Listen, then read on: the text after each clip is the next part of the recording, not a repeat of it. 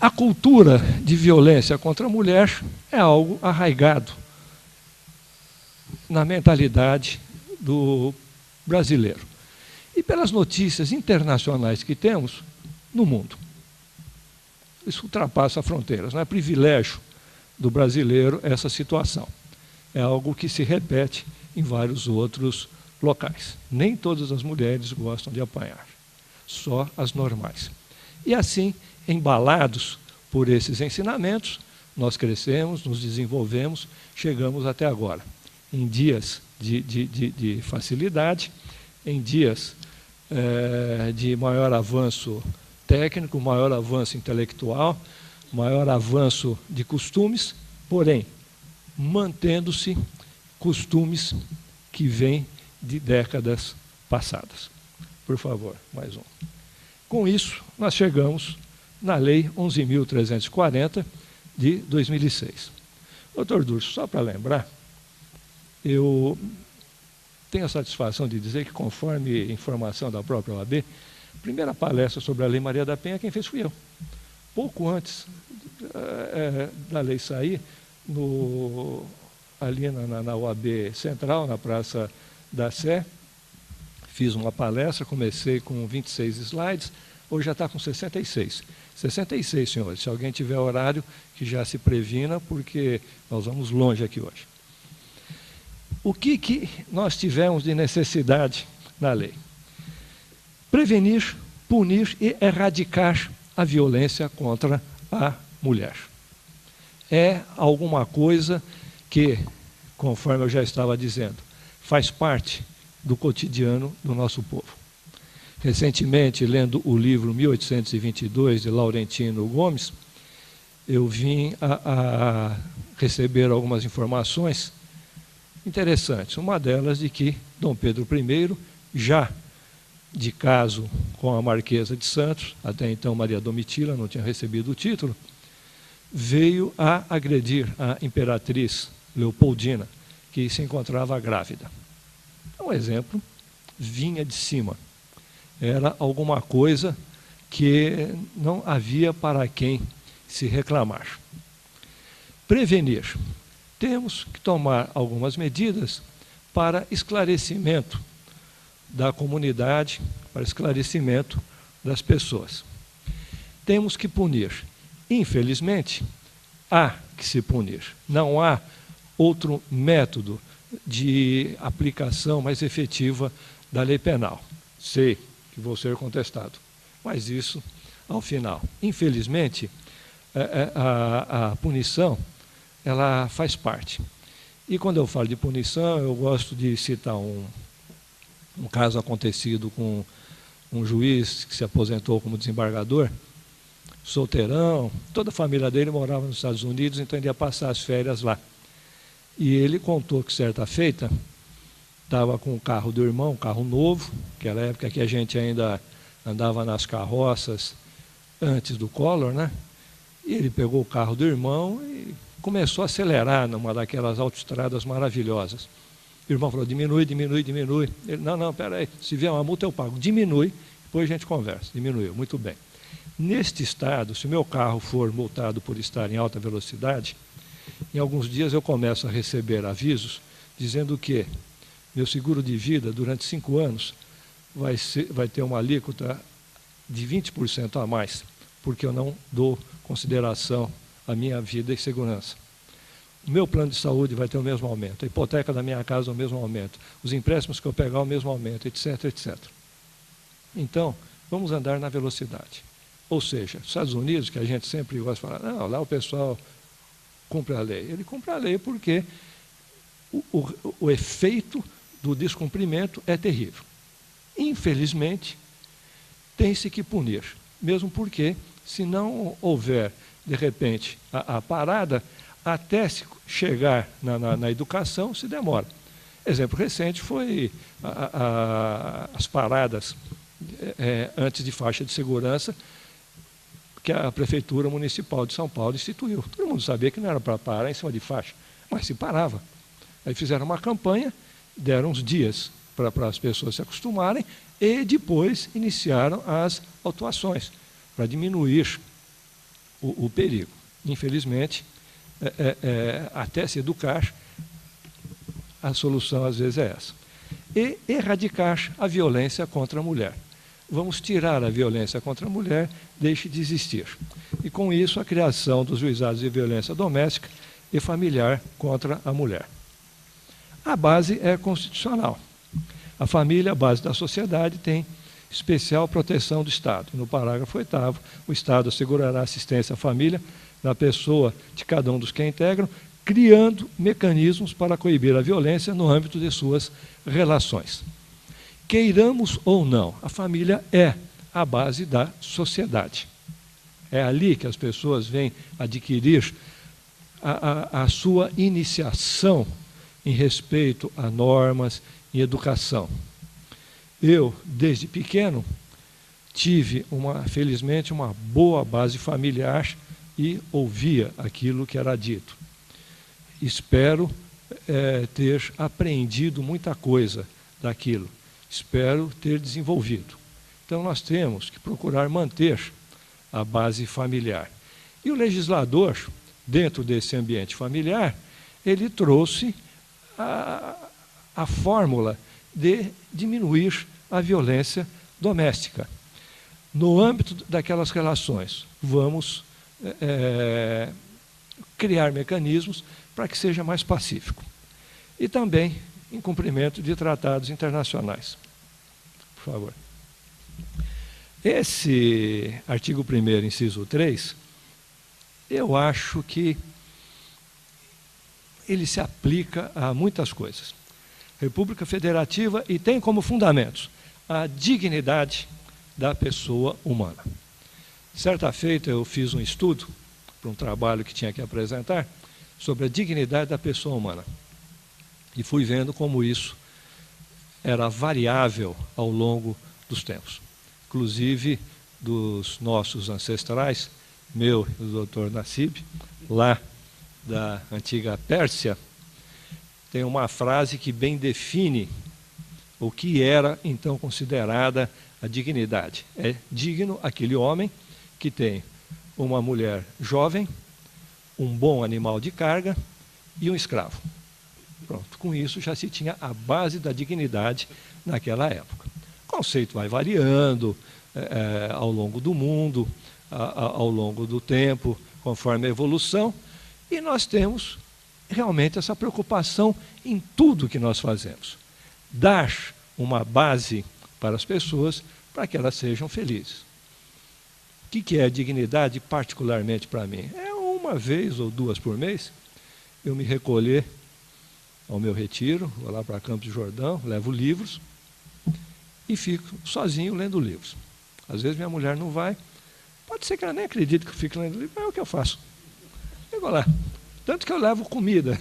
Às vezes eu levo tanta comida, já levo pizza congelada, que é para nem sair. Eu acho aquilo ótimo. Eu gosto de ser feliz assim, ouvindo as minhas músicas.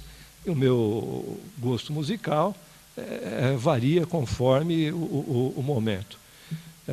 Jazz, samba, qualquer coisa, né?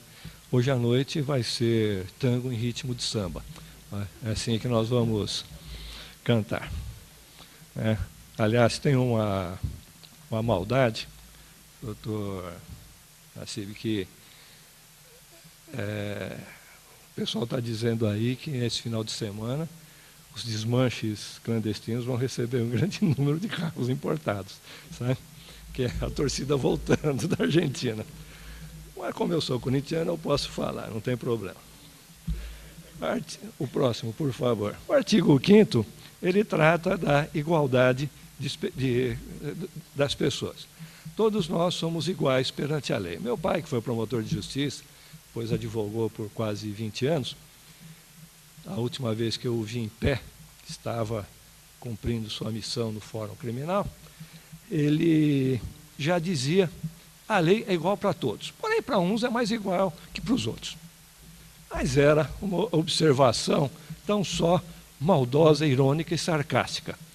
A lei, ela tem como característica principal ter que ser igual para todos. É alguma coisa a qual nós vamos ainda ter que nos adaptar.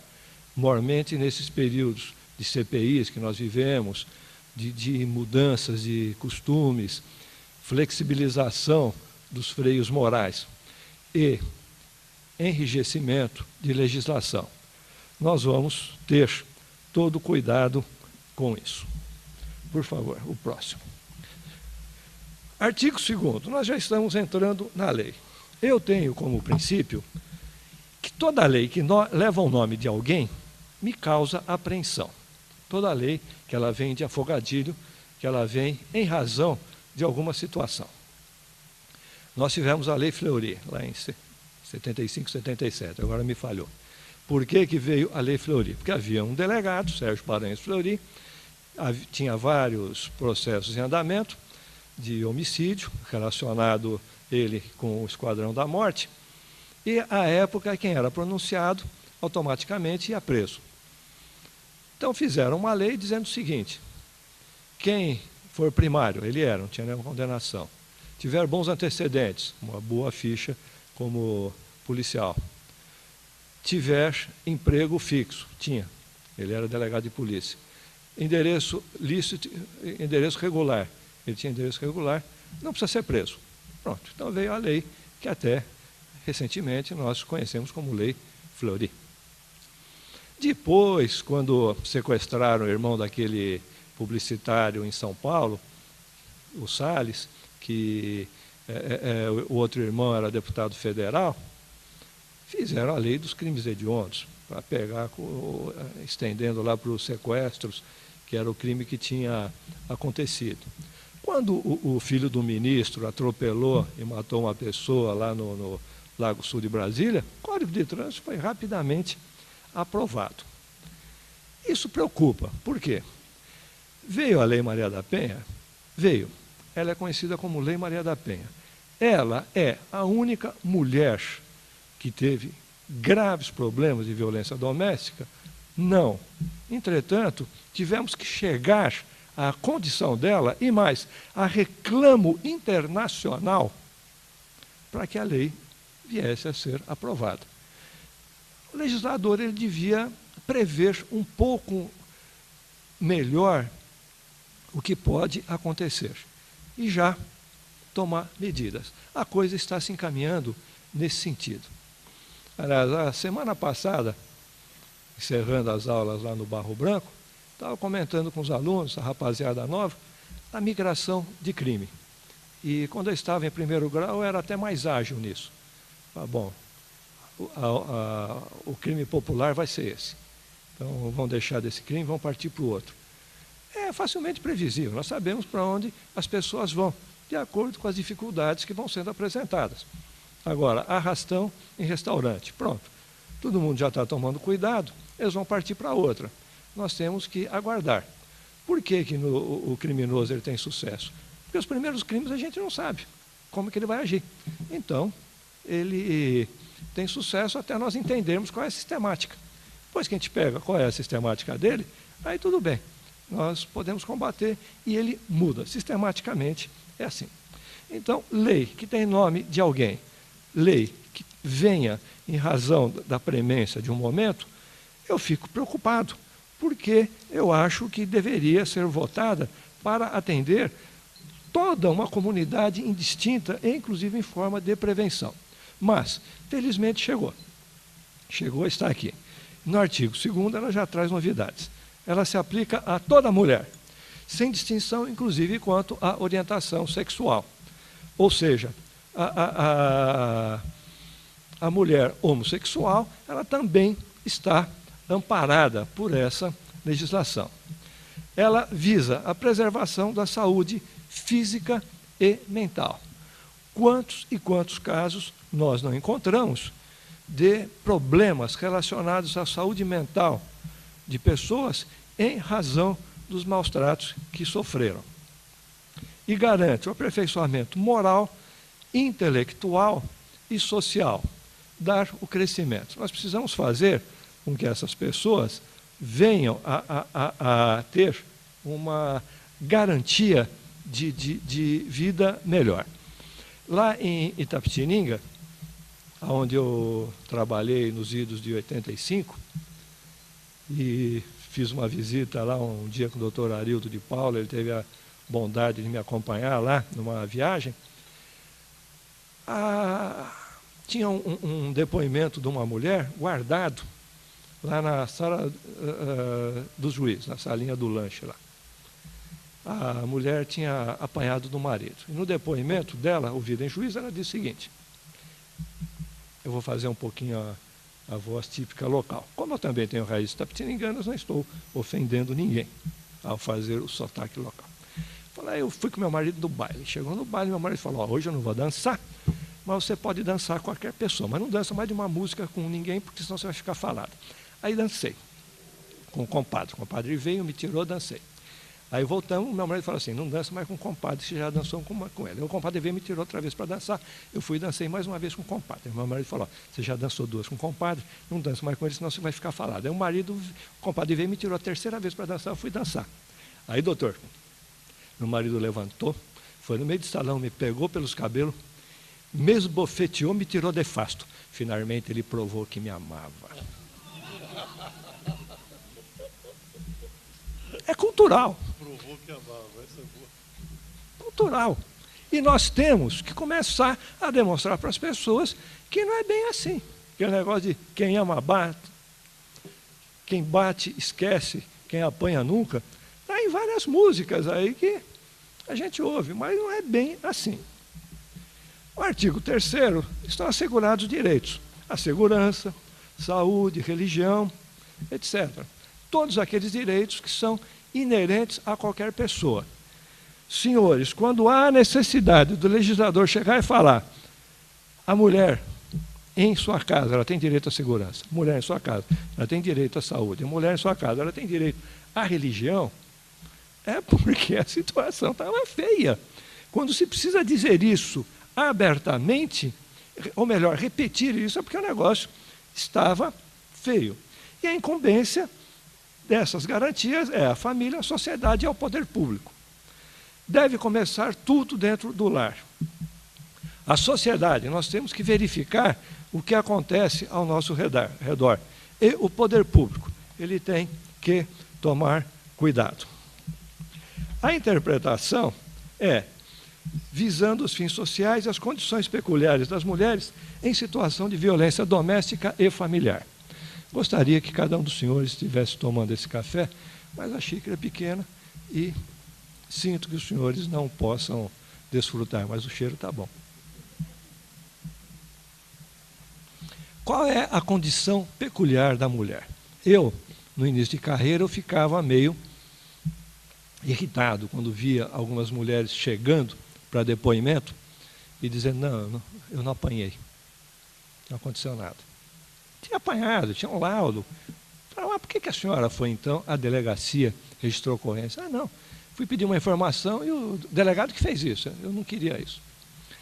Depois eu fui entendendo a condição de submissão a que aquelas pessoas eram encaminhadas.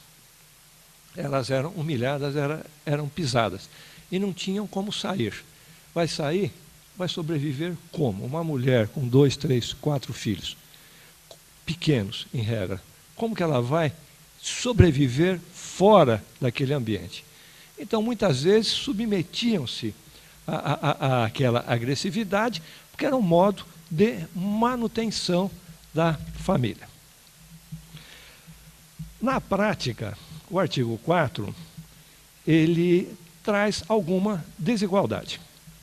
Ele traz uma desigualdade porque a mulher sendo vítima, o tratamento é diferente do relativo ao homem, se ele for vítima do mesmo crime. Por exemplo, crime de ameaça. Se a mulher for vítima, não se aplica o artigo 9.099. Se o homem for vítima, aplica-se a lei 9.099. E o homem pode ser vítima do crime praticado pela mulher. Não preciso dizer nada, né? Recentemente, nós temos demonstração de que algumas mulheres são muito competentes na violência doméstica. Inclusive, recebi uma frase que se chama sabedoria oriental. Se a sua mulher, doutor Durso, colocar suas malas para fora de casa, fique feliz se o senhor não estiver dentro delas. Nós temos toda a certeza de que a mulher hoje é capaz de alguma coisa e muito mais. O homem pode ser vítima. Quando começaram as delegacias de defesa da mulher, doutora Rosemary, a primeira delegada, um dia conversando, e ela comentou que um homem foi procurar a delegacia. Eu apanho da minha mulher. Eu falei, não, mas aqui nós atendemos mulheres. Eu falei, quem que me atende? Não, o senhor pode ir a qualquer delegacia. Era uma situação que ele entendia como de desigualdade. E nós vamos aprofundar, nós vamos aprimorar essa situação de desigualdade. E voltando ao artigo 5º, que dá da Constituição, mais um, por favor, dá a garantia de igualdade a todas as pessoas. Homens e mulheres são iguais em direitos e obrigações nos termos dessa Constituição. Essa desigualdade, primeiro, ela tem que ser interpretada. Segundo, ela vai ter que ser também aplainada. Ela vai ter que ser diminuída, amainada, para que nós possamos dar uma correta e integral interpretação à lei.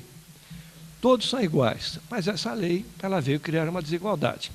Por que a lei veio criar essa desigualdade? Pelo seguinte motivo: naquele momento se fazia necessária a defesa da mulher. Então, temos que tomar uma medida mais efetiva de proteção.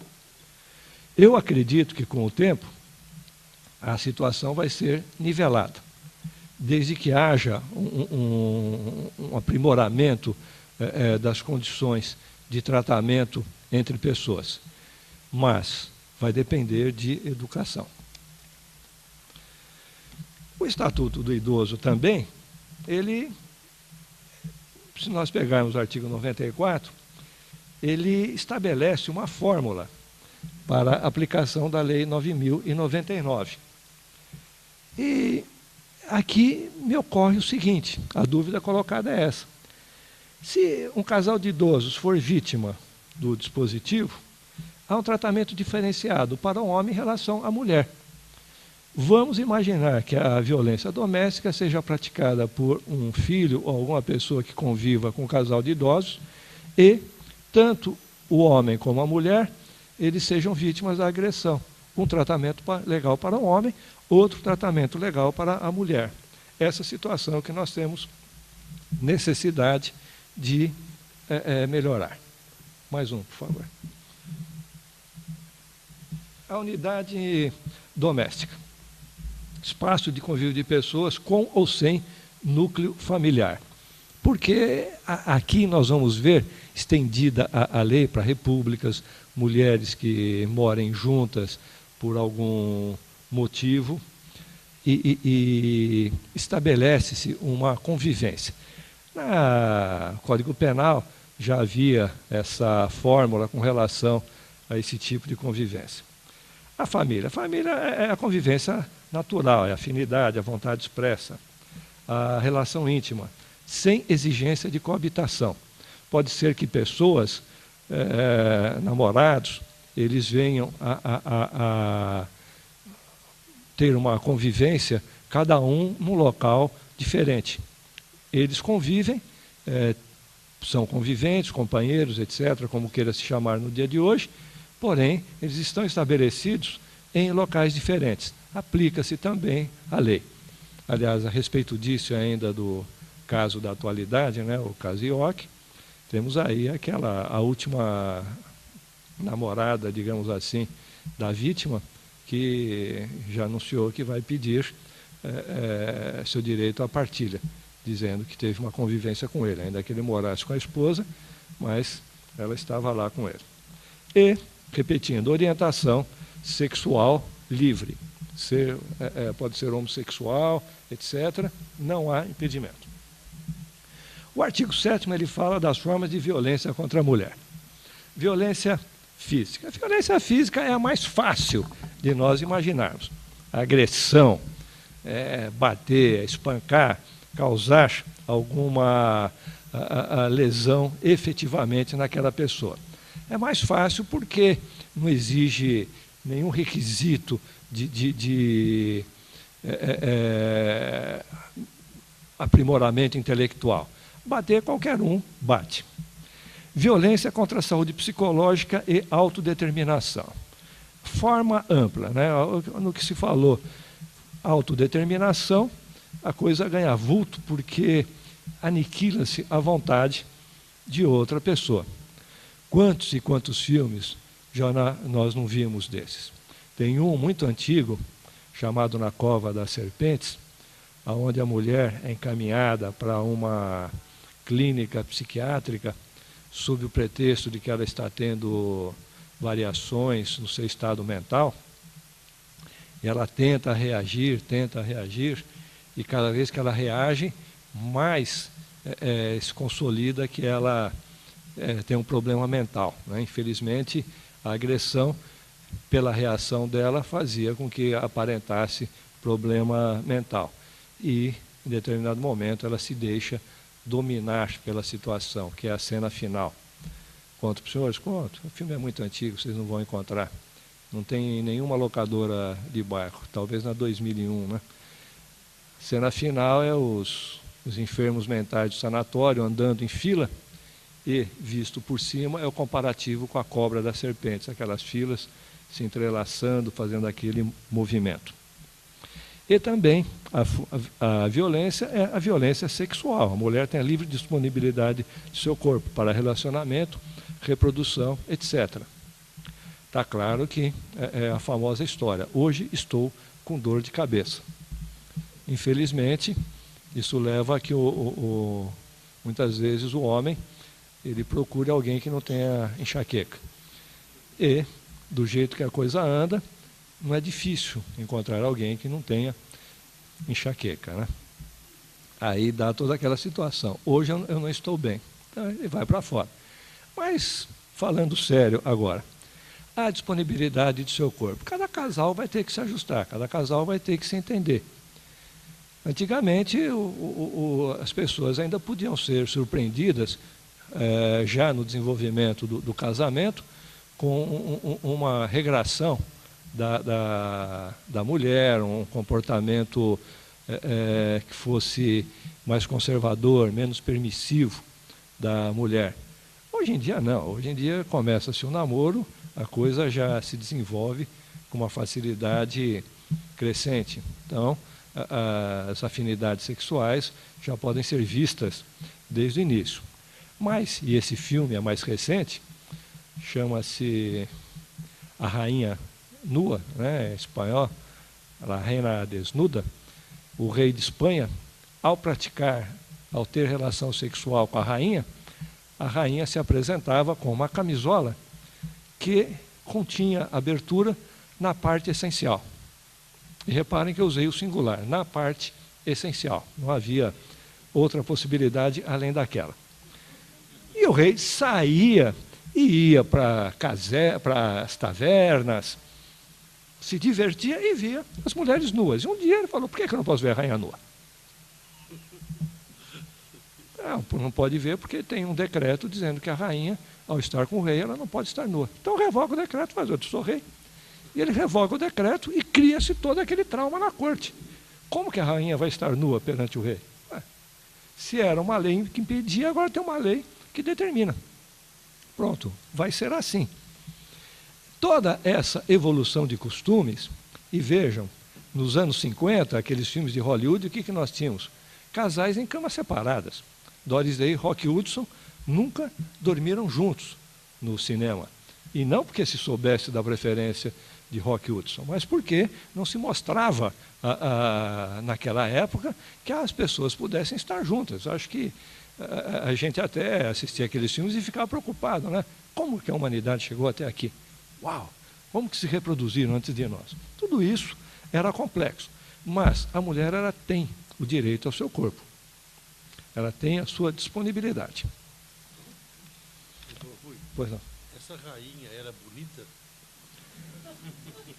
Olha, pelos quadros que a gente encontra nos museus, Nenhuma delas era. Nenhuma delas era. Era uma tristeza, viu? Eu até fico feliz de ser da plebe. A gente tinha a maior possibilidade de escolha. A violência patrimonial, livre disponibilidade de seus bens. Na violência patrimonial, a mulher administra o seus bens. Ela é capaz, ela tem condições. E hoje, já com a mudança do regime de casamento, fica mais fácil ainda para ela. Muitas mulheres amealham fortuna, etc. Aliás, vejo que, não sei calcular, mas se não é mais do que a metade, pelo menos a metade do auditório é composto de mulheres. Tenho certeza que todas são profissionais do ramo de direito. Se tiver alguma que não for, que o diga. Mas se são profissionais do ramo de direito, elas estão trabalhando e estão conquistando tudo o que querem. Elas querem administrar isso. E, finalmente, a violência moral. A violência moral como condição de imposição da liberdade integral dela. Assistência à mulher em situação de violência está no artigo 8º. Bom, aí a coisa começa a ficar bonita. Integração operacional.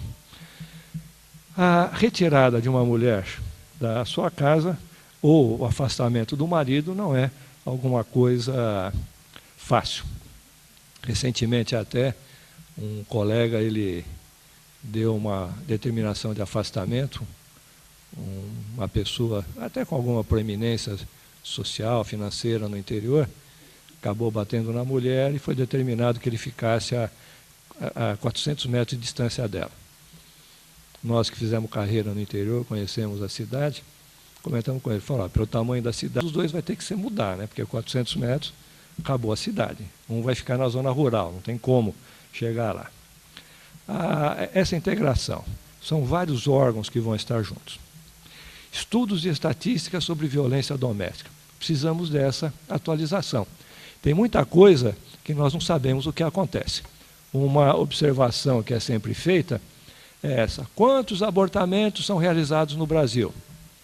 Não sei, eu só sei o abortamento que não deu certo, que acabou virando júri.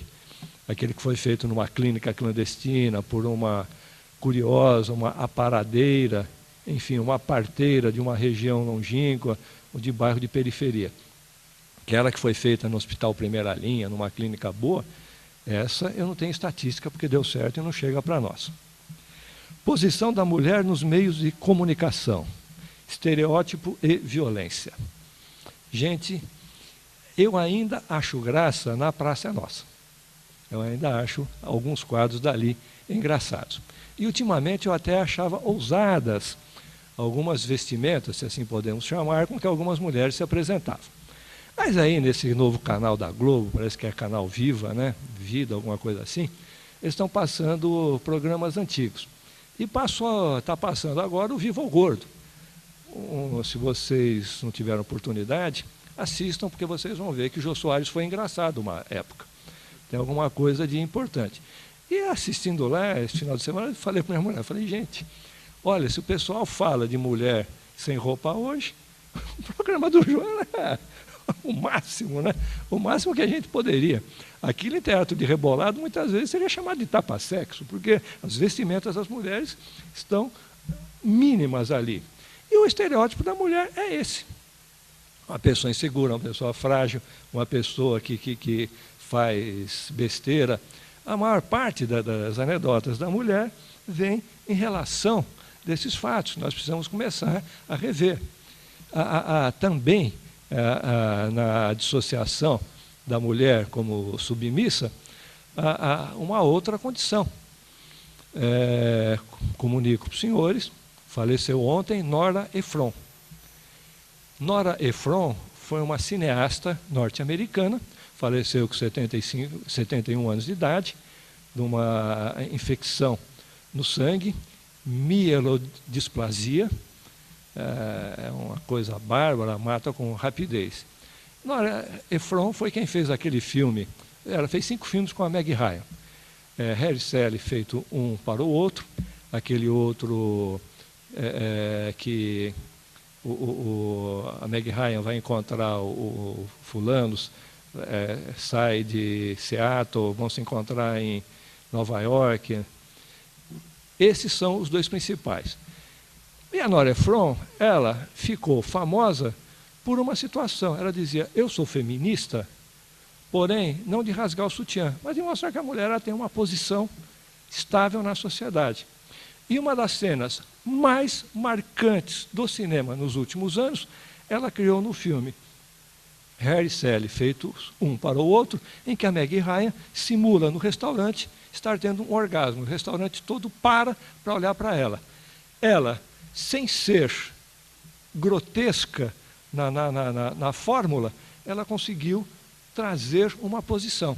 Então, inclusive, presta um tributo a Nora Ephron, que bem trouxe essa situação.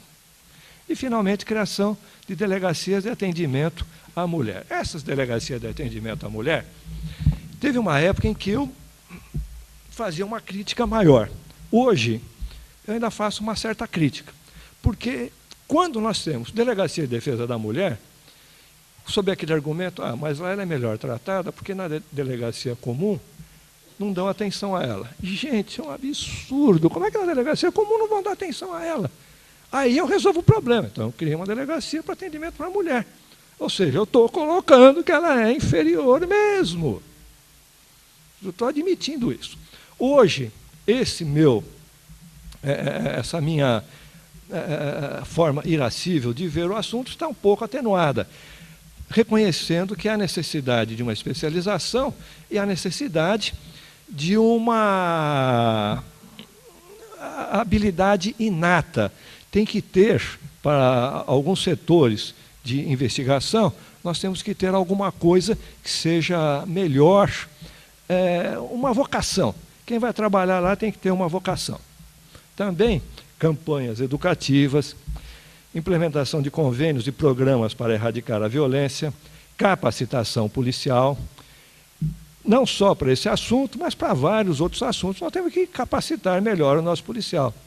Programas de disseminação de valores éticos com perspectiva de raça, gênero e etnia, inclusão no currículo escolar em todos os níveis.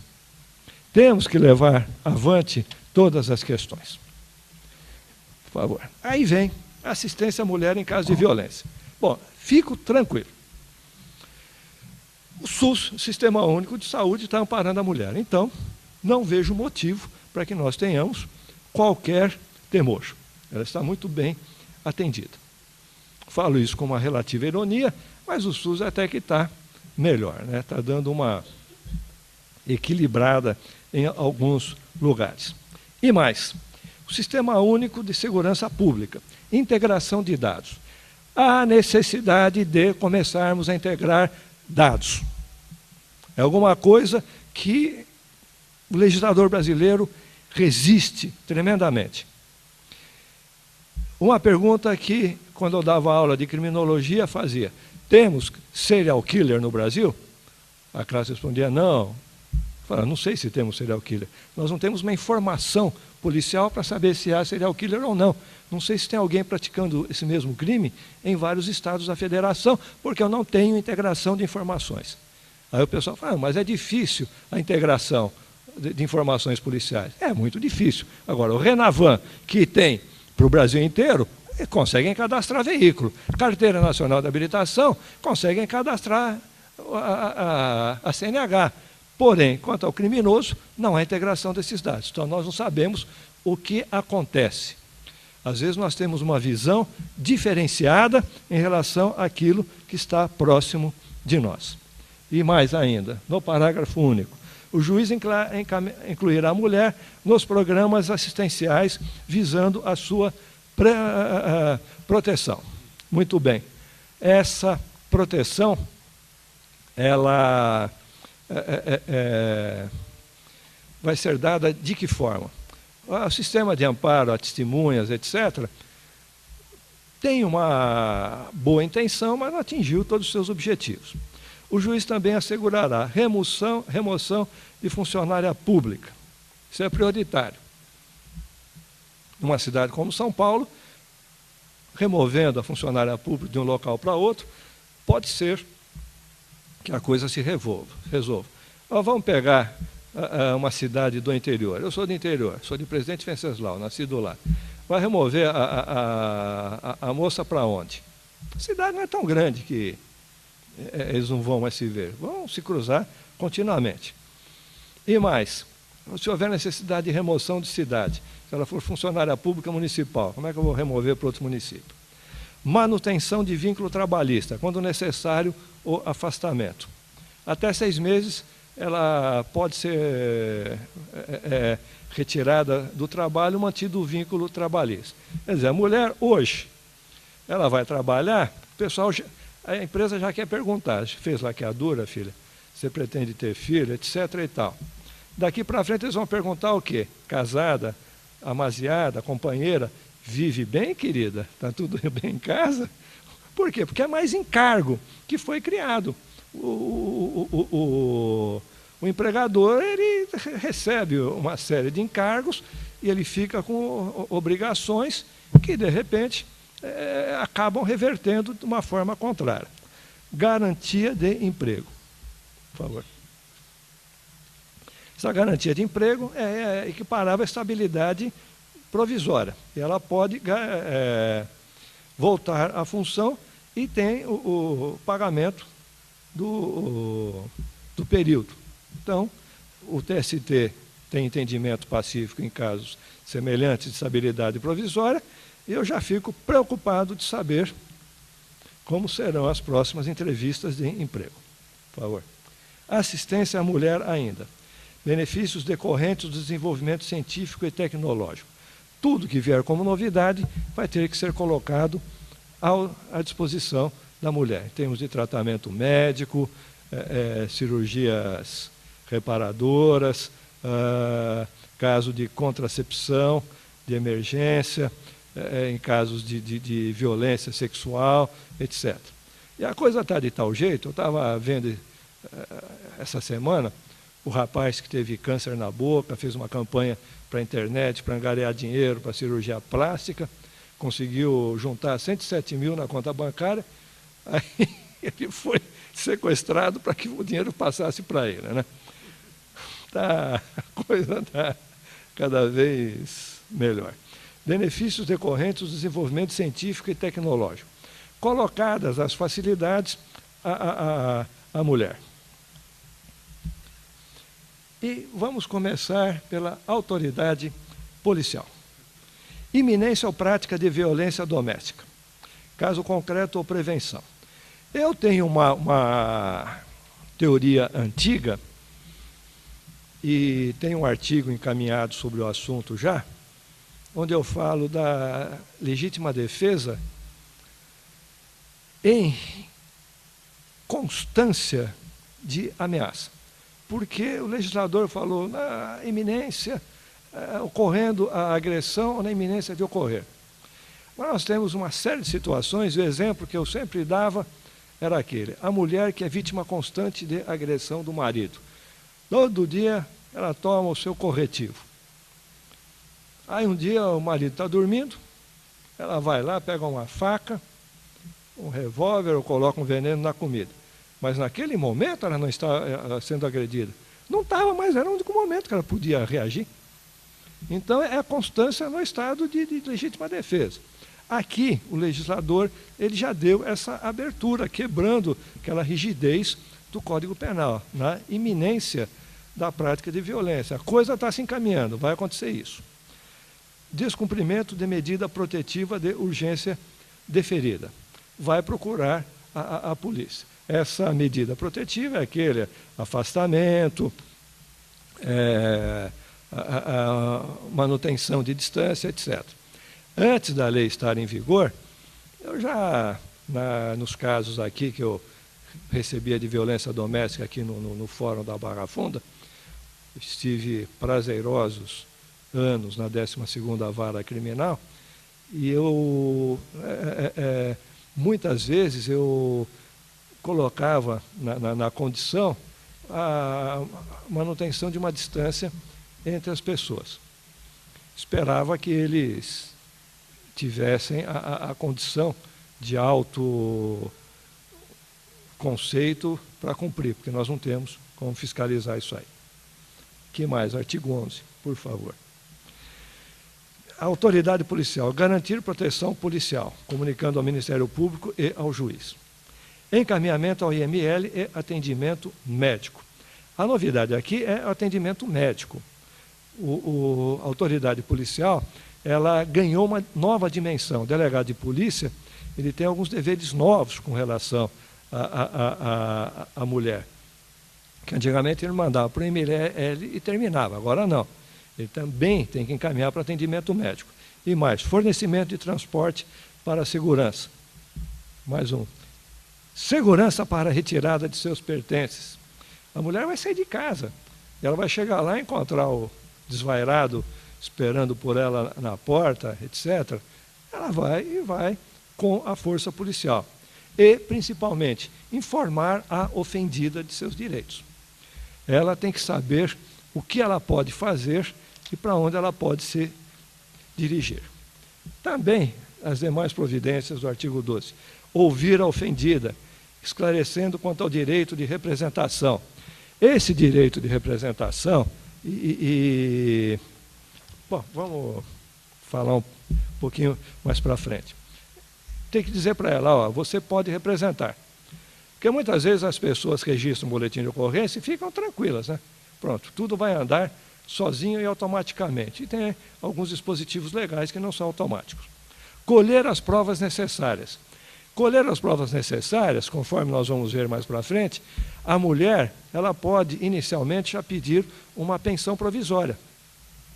Então, o delegado já vai providenciar ali alguns informes sobre o trabalho do marido, possibilidade de ganho, etc. Ele já vai mandar essas informações. Informar o juízo em 48 horas. No caso de flagrante, 24 horas, todo mundo sabe. Agora, 48 horas. O que mais? Requisitar laudo de exame de corpo de delito. Já era do inquérito. Ouvir agressor e testemunhas. Já era do inquérito. Identificação do agressor com sua folha de antecedentes. Já era do inquérito. Remessa dos autos de inquérito policial. Também já era. Parágrafo 1º. Pedido por termo nos autos que deverá conter qualificação da ofendida, nome e idade de dependentes, descrição sucinta dos fatos e medidas de proteção solicitadas. Novidades. Qualificação da ofendida tem que qualificar mesmo, não tem jeito. E aqui é fornecimento de todos os dados. Nome e idade de dependentes. Para quê? Para aquele caso da pensão provisória. Descrição sucinta dos fatos e medidas de proteção solicitadas. Aquilo, a providência de proteção à mulher, é uma providência do delegado de polícia. Ele já encaminha constando. Portanto, nós estamos vendo que ampliou-se a atividade de coleta de prova da autoridade policial. Ele tem mais coisas para fazer. Não é simplesmente o boletim de ocorrência e preocupado em relatar o boletim de ocorrência. Ele vai, relatar o inquérito policial. Ele vai ter que fazer o boletim de ocorrência e já fornecer elementos para uma medida provisória de proteção que nós vamos ver daqui a pouco. Juntada de documentos em posse da ofendida, além do BO, laudo médico do hospital ou prontuário médico. Não há a necessidade de se aguardar o laudo do IML, que, como sabemos, pode demorar um pouco. Aquele laudo médico pode ser uma cópia da ficha de atendimento, como pode ser um laudo que o médico faça manuscrito ou a máquina. Esse laudo médico ele vai ser um elemento integrante do inquérito policial. Para quê? Para esse encaminhamento. Porque o juiz criminal ele passou a ter a competência de fixar alimentos provisórios.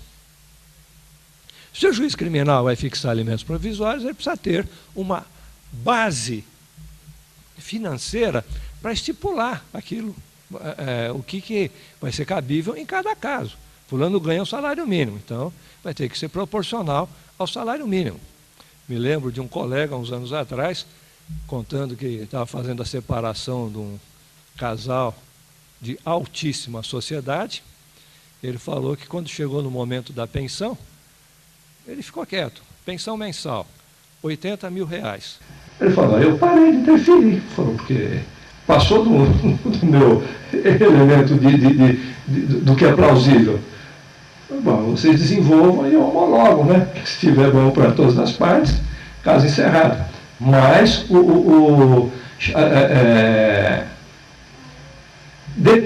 esses elementos que o delegado de polícia colheu a respeito da condição de cada um, eles vão orientar o juiz nessa medida inicial. Vai ter um parâmetro. Por isso, se tiver documentos, tudo, que esses documentos sejam encaminhados.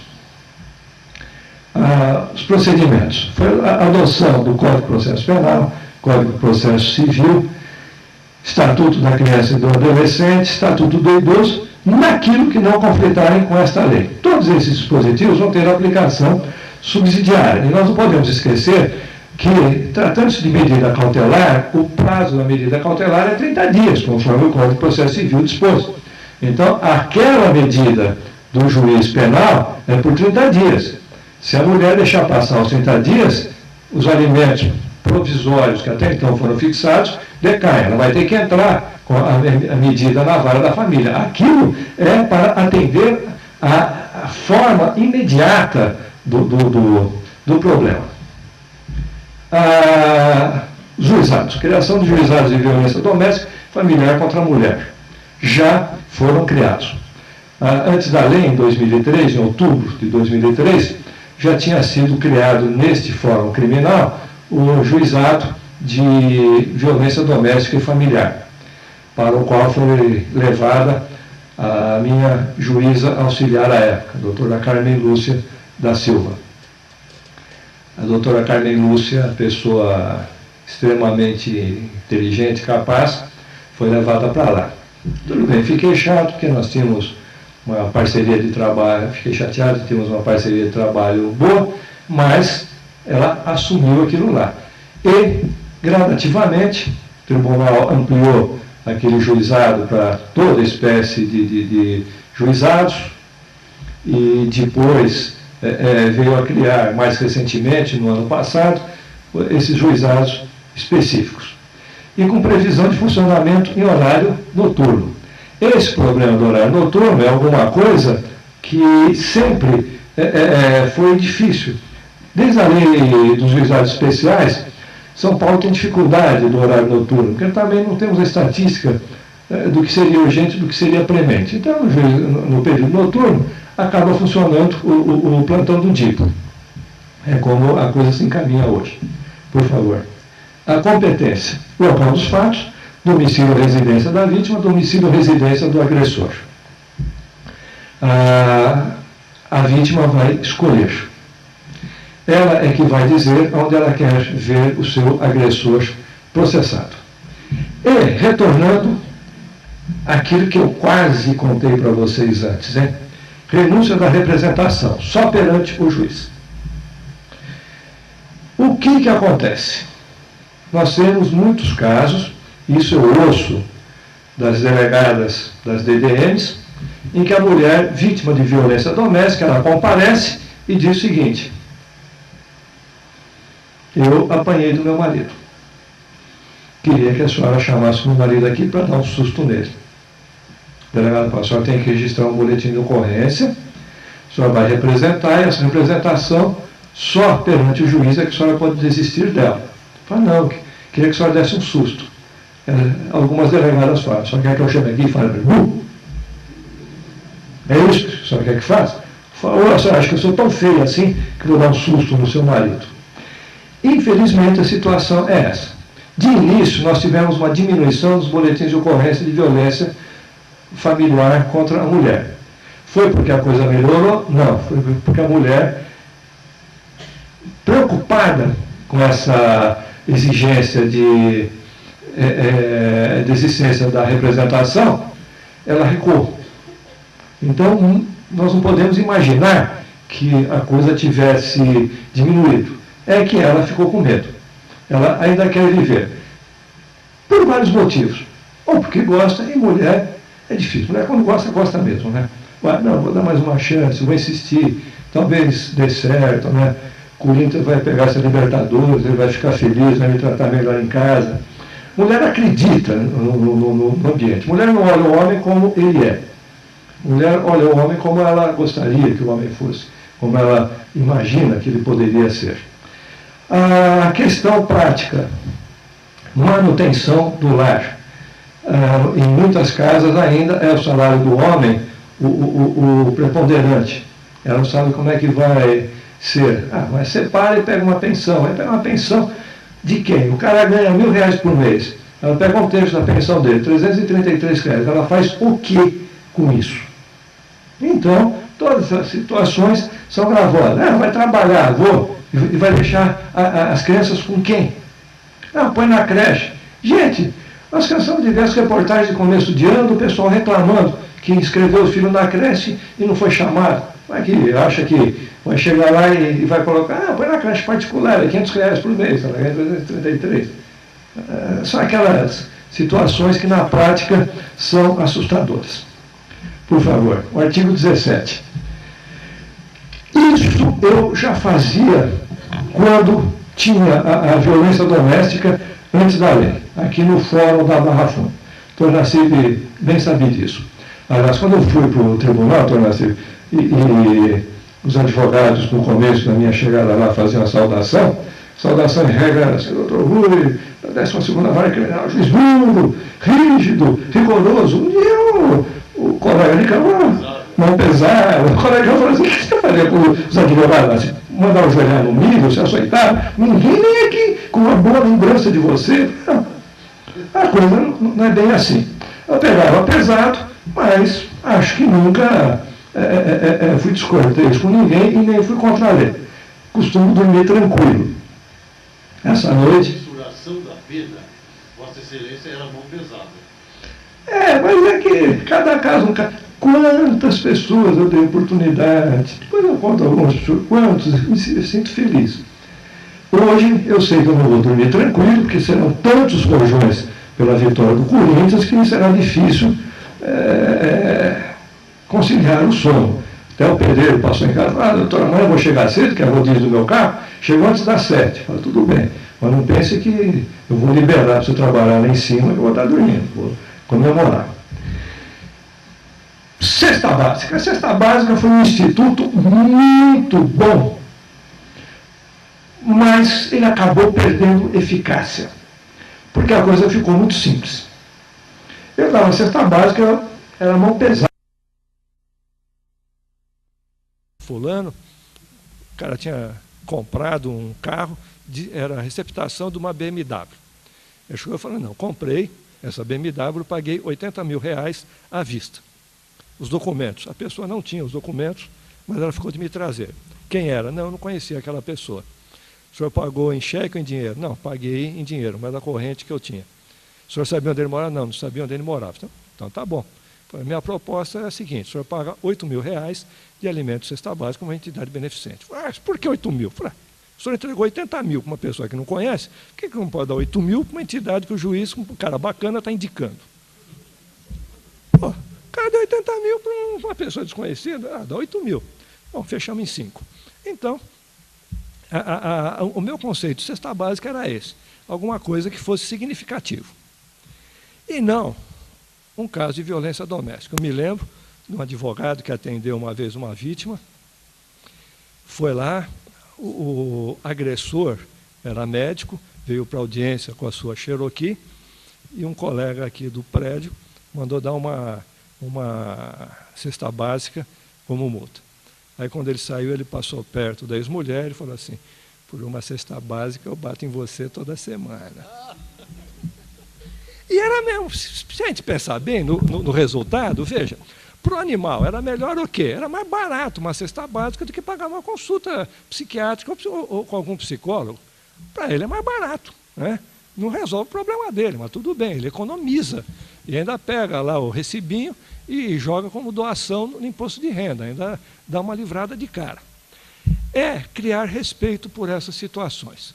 É dar o devido valor a cada momento. Não vamos vulgarizar. Que mais? Medidas protetivas de urgência. O juiz, em 48 horas, tem que conhecer e decidir sobre a medida de urgência, determinar encaminhamento para a órgão de assistência judiciária e comunicar ao Ministério Público. Com a criação do juizado especial, ficou fácil. Eles estão especializados para isso. Mas já funcionava. Então é célere. É uma questão que não pode ficar aguardando o momento, não vai ficar na pilha de processos, vai sair daquela pilha de processos. E como medida protetiva, também o Ministério Público, por favor, ele vai entrar de ofício a requerimento do Ministério Público ou da ofendida. Possibilidade de alteração para medidas mais efetivas. Bom, foi dado afastamento do lar conjugal.